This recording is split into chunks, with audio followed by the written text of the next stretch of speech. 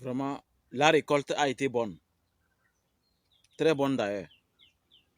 Je ne sais pas si vous connaissez les fruits là. C'est des fruits vraiment très magiques, très magnifiques. Salutations divines envers vous. Je crois que nous allons continuer notre enseignement sur la deuxième partie du processus créatif des malheurs. Vous le savez bien, vous avez vu la première partie et surtout les raisons pour lesquelles j'ai décidé de créer cette rubrique, le processus créatif des malheurs. Il y a déjà ce qu'on appelle le processus créatif. Ça, c'est la loi de l'attraction.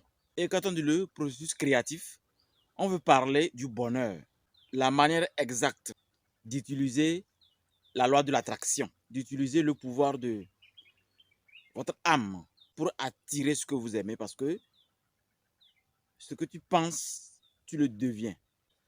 Alors, si la loi de l'attraction dit ce que l'on pense, l'on le devient, tout est possible. Il suffit juste de se mettre dans les principes de la loi de l'attraction et vous allez voir que vous allez commencer à réaliser vraiment tout ce que vous voulez.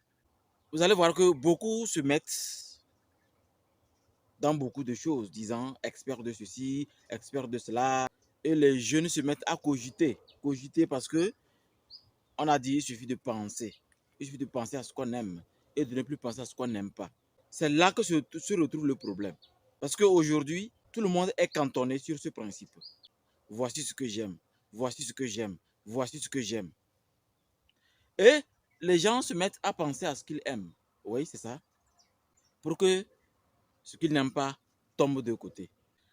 Pourtant, la loi de l'attraction a pour siège et existence votre âme.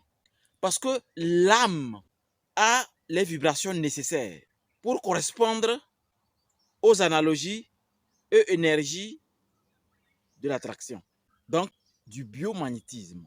Pour que la loi de l'attraction soit bien utilisée, il faut maîtriser d'abord le biomagnétisme. Pas forcément se mettre à méditer, non. Il y a les comportements et attitudes qui font que le biomagnétisme obéit à votre corps physique, qui est un temple sacré. Combien aujourd'hui considèrent leur corps comme un temple sacré? Les gens trouvent que ce qui est sacré, c'est la mosquée. Ce qui est sacré, c'est l'église. Ah, dommage. Votre église, votre mosquée, c'est votre corps physique. Ne l'oubliez jamais.